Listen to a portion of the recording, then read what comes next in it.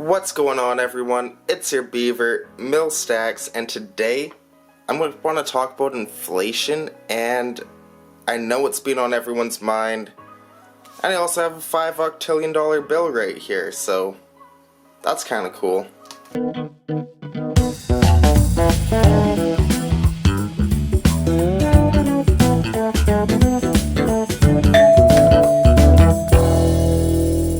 There's a lot of talk going on with inflation, and a lot of it I find the narrative laughable right now about supply chain problems and everything. But yeah, you have certain things like chips for cars, which had issues going into all of this, and that's been trying to catch up, and it just can't catch up because there's not enough semiconductors to make those chips. That's just a part of it, but this is a bigger issue than short semiconductor chips. Obviously, it's a bigger issue, the inflation that we're seeing today. I just think that the narrative being put out right there right now this has nothing to do with all the money being spent or any of that. All this is supply chain problems are going to work its way out, and then prices will level out. I don't see that as the full story, though, because saying that government spending had nothing to do with this brings a smile to my face, because I had to laugh when I heard Joe Biden say that the other day, because what caused all of the supply chain problems? Paying people to do nothing. We don't have anything to buy now. That is essentially what's happened. And why were people doing nothing? Because the government paid them to do nothing. It's really not rocket science. Sorry about the camera running out of memory, but if you pay people to do nothing, nothing gets built, people aren't shipping things and all that because you restricted them, said they're not allowed to go across borders, this. Builds up a major backlog.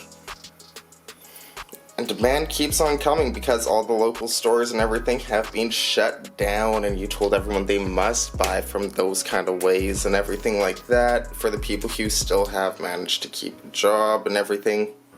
To me, it's just crazy how people don't relate inflation and government spending, when if you literally follow the steps, saying that when a government thinks that it can regulate the economy, you end up with Zimbabwe dollars. Yeah, this $5 octillion, it ain't gonna buy like a Canadian penny, just saying. Reserve Bank of Zimbabwe. Yeah, so they don't really, what they've done over there is essentially a bunch of farmers. I want to tell you a bit about the story of Zimbabwe so you could have some understanding and how I just have some caution how this applies to what's going on here in the West today.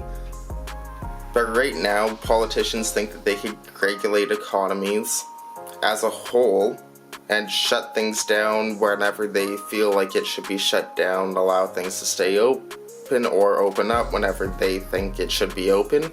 So politicians, they will regulate what should and shouldn't be open, and what businesses can and can't survive, and what businesses are essential to our society and which ones aren't. And I find that funny because bars were essential to society. Well, we had to shut down places like churches. What a joke.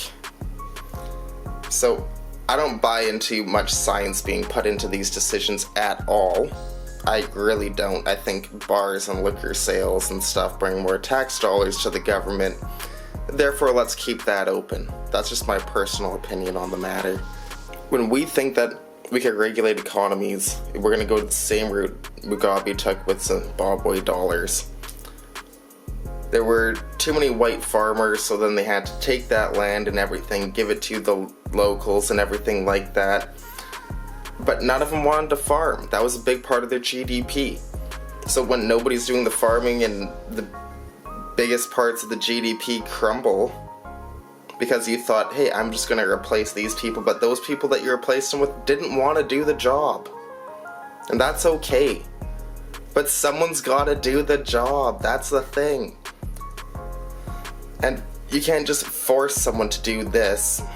That's just not the way the world works, or force people to do that. You can't force people into a career they don't want to do.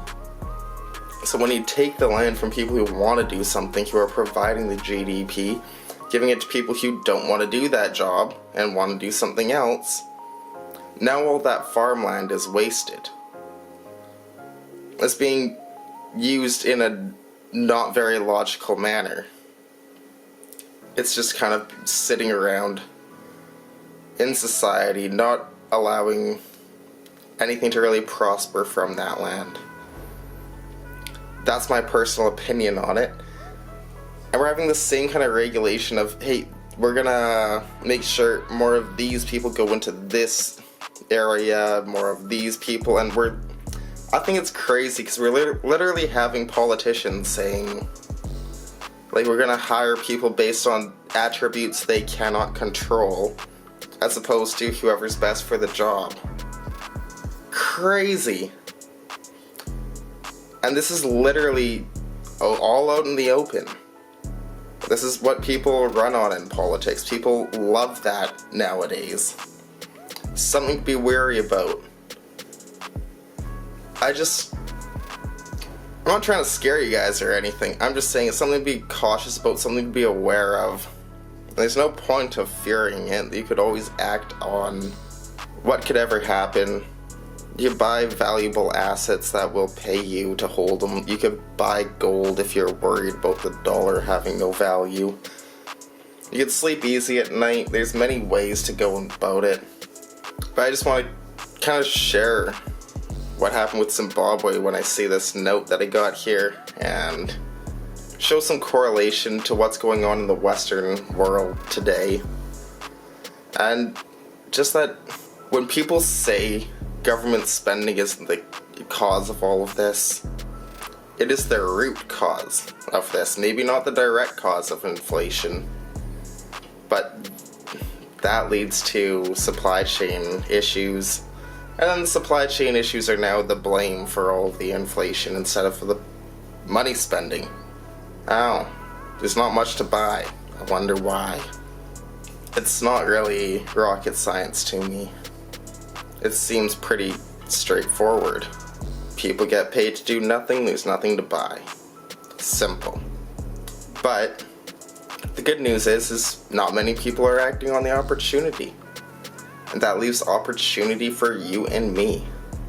And when you're one of the first people to act on the opportunity in seeing the economic equations that are out there today, I'm not saying go all in on one situation or another. I'm not saying do anything with your money. I'm just a beaver on the internet.